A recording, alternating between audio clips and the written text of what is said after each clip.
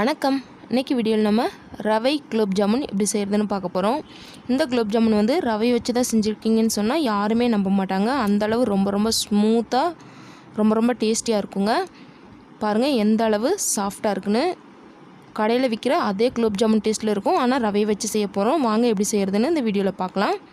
அதுக்கு முன்னாடி நம்ம சேனலை சப்ஸ்கிரைப் பண்ணாதவங்க சப்ஸ்கிரைப் பண்ணிக்கோங்க. ஃபஸ்ட்டு இந்த ரவை குலோப்ஜாமுன் செய்கிறதுக்கு ஒரு பேன் அடுப்பில் வச்சு அதில் வந்து 1 கப் அளவுக்கு ரவை எடுத்துருக்கேங்க. நான் வந்து வறுத்த ரவை தான் எடுத்திருக்கேன். இருந்தாலும் ஒரு 2 நிமிஷம் நல்லா வறுத்து எடுத்துக்கலாங்க. ரவையோட கலர் சேஞ்ச் ஆகிடக்கூடாதுங்க. லைட்டாக மட்டும் வறுத்துக்கலாம். ரவையிலேருந்து சூப்பரான ஒரு வாசனை வரும். அது வரைக்கும் மட்டும் வறுத்தா போதும். பாருங்கள் இந்த அளவில் லைட்டாக ரவையை வறுத்ததுக்கப்புறமா இப்போ நம்ம பால் சேர்த்துக்கலாங்க. 1 கப் ரவைக்கு 2 கப் அளவுக்கு பால் சேர்த்துக்கலாங்க. நான் வந்து காய்ச்சாத பச்சை பால் தான் சேர்த்துருக்கேன். 1 கப் ரவைக்கு 2 கப் பால் வந்து கரெக்டாக இருக்குங்க. ரவை வந்து இந்த பால்லே நல்லா வேகணும். அந்த அளவுக்கு இதை நல்லா வேக விடுங்க. பால் சேர்த்தனையும் ரவை இந்த மாதிரி ஒட்டுற மாதிரி தெரியும். ரவை வேக அது சரியாக போயிருங்க. இதை நல்லா மிக்ஸ் பண்ணி விட்டுட்டே இருக்கணும். அடுப்பு வந்து மிதமான தீயில் வச்சுக்கிட்டு இதை மிக்ஸ் பண்ணி இந்த ரவையை நல்லா வேக விடணும். இதில் இருக்க பால் எல்லாமே நல்லா வற்றி கெட்டியாக வரணுங்க. அந்த அளவுக்கு இதை நல்லா மிக்ஸ் பண்ணி விட்டுட்டே இருங்க. பாருங்கள் இப்போ ரவையிலேருந்து கெட்டியெல்லாம் போயிடுச்சு. நல்லா ஸ்மூத் ஆகிடுச்சு பாருங்கள். இப்போ இந்த பால் நல்லா வத்துற வரைக்கும் இதை நல்லா மிக்ஸ் பண்ணி விட்டுட்டே இருக்கணுங்க. பாருங்கள் எந்த அளவு நல்லா ரவை சுருண்டு வந்திருக்குன்னு. இந்த ரவை வந்து சட்டியில் சுத்தமாக ஒட்டாத அளவுக்கு நல்லா சேர்ந்து வர்ற வரைக்கும் இதை நல்லா மிக்ஸ் பண்ணி விட்டுட்டே இருக்கணுங்க. இதுக்கு வந்து நார்மலான பாத்திரத்தை காட்டிலும் நான்ஸ்டிக் பாத்திரம் எடுத்துக்கிட்டிங்கன்னா ரொம்பவே சூப்பராக வருங்க. இந்த அளவு நல்லா சுருண்டு வந்ததுக்கப்புறமா இப்போ இன்னும் கொஞ்சம் ஒட்டாமல் வரணுங்கிறதுக்காண்டி 1 டேபிள் ஸ்பூன் அளவுக்கு நெய் சேர்த்துக்கலாங்க. நெய் சேர்த்ததுக்கப்புறமா பாலும் நெய்யும் மிக்ஸ் ஆகி ஒரு சூப்பரான ஃப்ளேவர் கிடைக்குங்க. நெய் சேர்த்துட்டு நல்லா மிக்ஸ் பண்ணி விட்டுடலாங்க.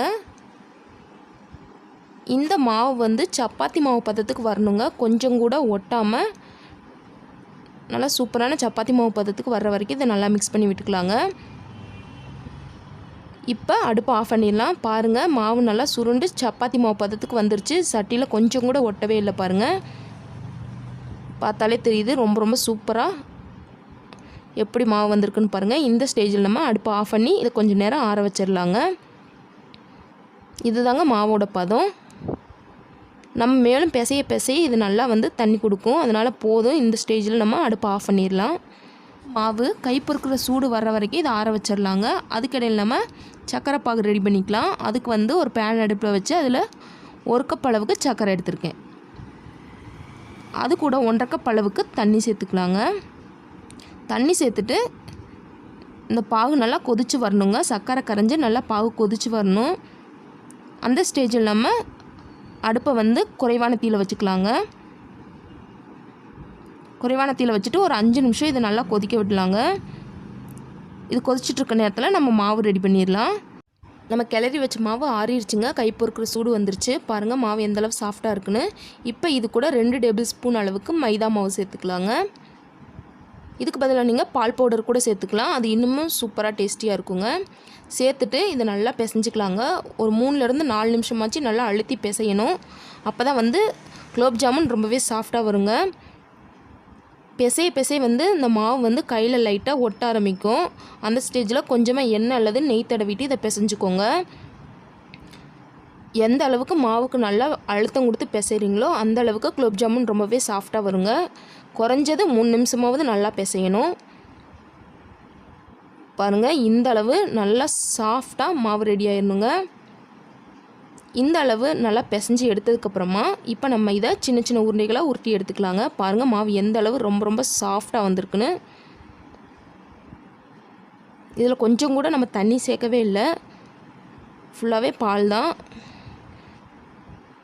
இப்போ நம்ம இதை சின்ன உருண்டைகளாக உருட்டி எடுத்துக்கலாங்க.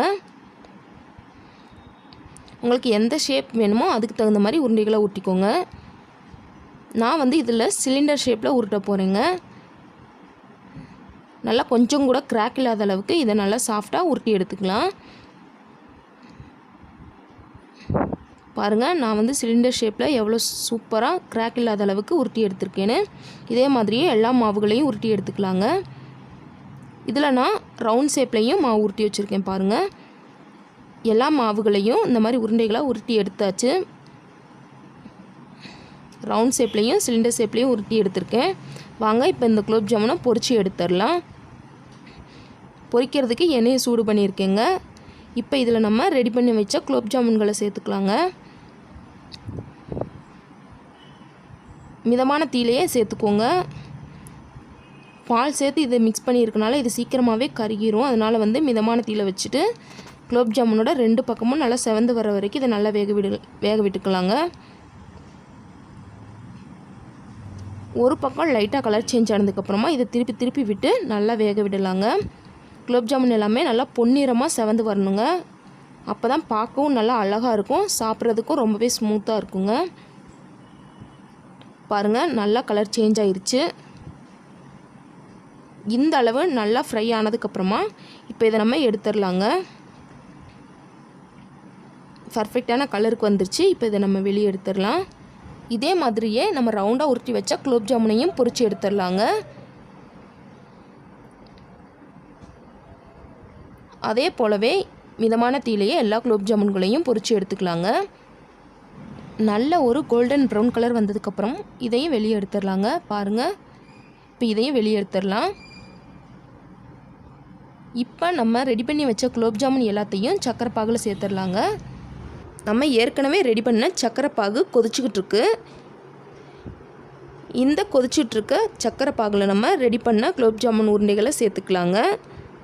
இது வந்து கம்பி பதம்லாம் வரணும்னு அவசியம் இல்லை. லைட்டாக வந்து சக்கரை பாகு கொதித்து லைட்டாக பிசுப்பு வந்ததுக்கப்புறமா இதில் நம்ம ரெடி பண்ணி வச்சுருக்க குலோப் ஜாமுனை சேர்த்து